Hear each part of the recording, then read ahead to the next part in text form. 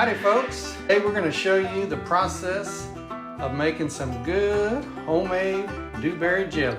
Let's start off with the picking process from our berry bushes, go all the way through the canning process and putting it in jars. We got a bowl full of berries here, got them all picked, got them washed, and so we're going to start our jelly making process.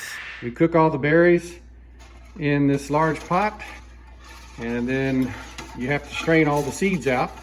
So we cook them until they fall apart.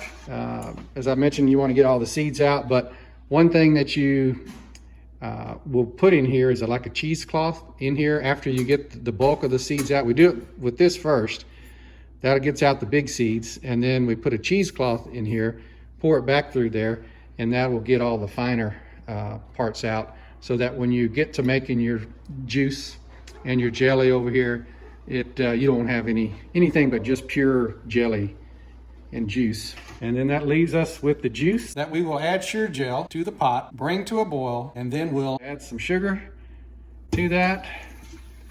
And you can see it's a pretty good amount of sugar, but I'll give you the exact measurements here a little bit later, but want to just show you the process to get that started. Then we'll boil the juice for about 2 minutes, and then we're ready to put in the jars. All right, folks, we're about on our last jar, looks like. And we use the little red thing on top, keep it from spilling it. Looks like we have a little extra. We've got our lids over here cooking. We always cook these lids just to first sterilize them, because we reuse them from year to year, and also to soften up the rubber underneath there so that they will seal better. But as I said before, our lids are over here in this pot that we boiled. Get them hot and sterilized, and to make the rubber a little softer where it'll seal better. But this is so hot, it's not going to have any trouble sealing. And that's about the end of that.